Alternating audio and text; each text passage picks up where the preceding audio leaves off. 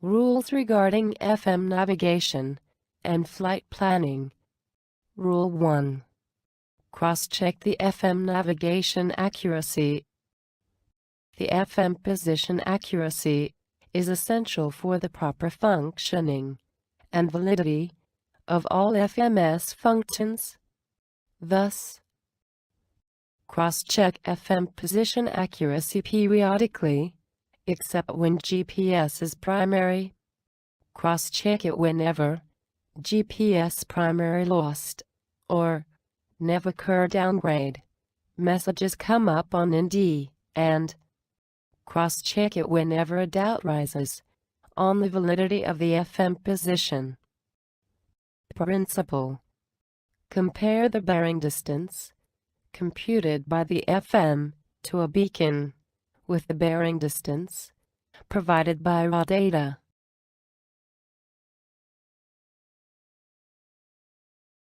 Rule 2. Ensure proper sequencing of the flight plan. Thus monitor the TU waypoint. When in navigation mode, a TU waypoint is sequenced when it is overflown. In heading mode, if the cross-track is large, the flight plan sequencing does not occur, which ruins the FM predictions.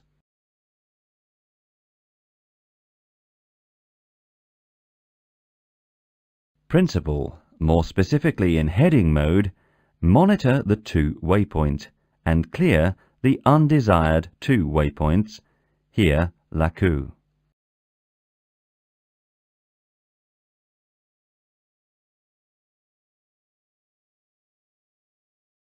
Rule 3. Keep a flight plan discontinuity only when desired, for example when a radar vectoring is expected.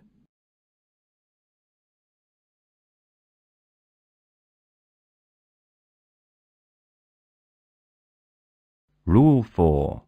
Anticipate your actions on the MCDU. Fly ahead of the aircraft. Whenever useful information is known, ATIS on ground, an alternative clearance is expected, or a circling is planned, insert it in the MCDU as soon as time permits.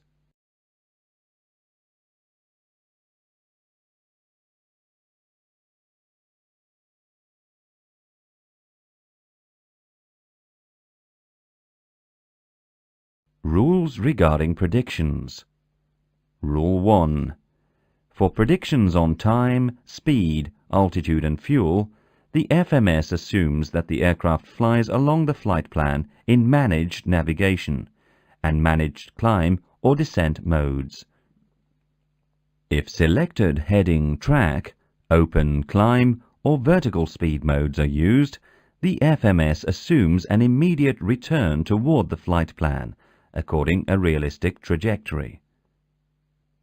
Note: VDEV on the prog page follows the same assumption.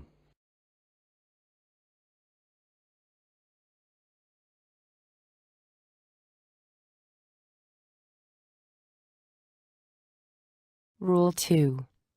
Use of vertical deviation. The vertical deviation is provided in descent as a round symbol, yo-yo, and along a VDEV scale in approach, break, where each deviation scale graduation represents 100 feet. It represents the vertical deviation between the current altitude and the computed descent or approach path.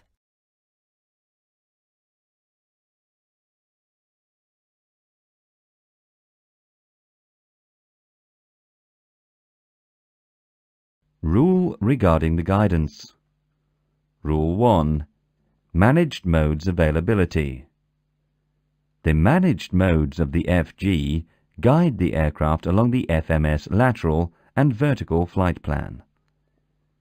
The speed target may be either managed, computed by the FMS, or selected by the pilot on the FCU. Climb and descent modes correspond to a managed trajectory and cannot be engaged in heading or track mode.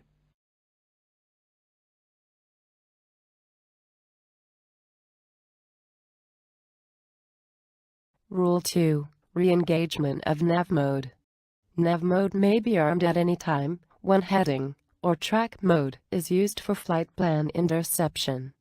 The interception can occur only if the track crosses the active leg before the to-Y point. Note: nav mode engages as soon as the aircraft is less than 1 nautical mile from the interception point.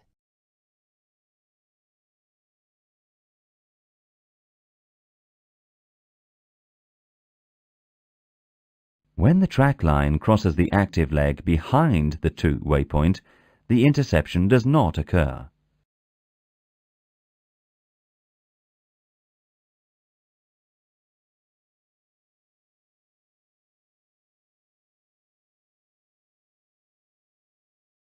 Rules regarding the displays. Rule 1. ND displayed mode selection.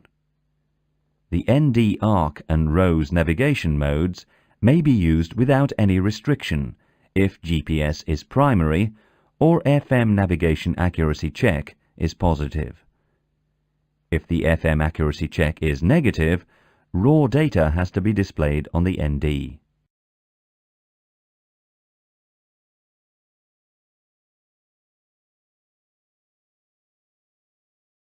Rule 2. FMS monitoring in managed modes.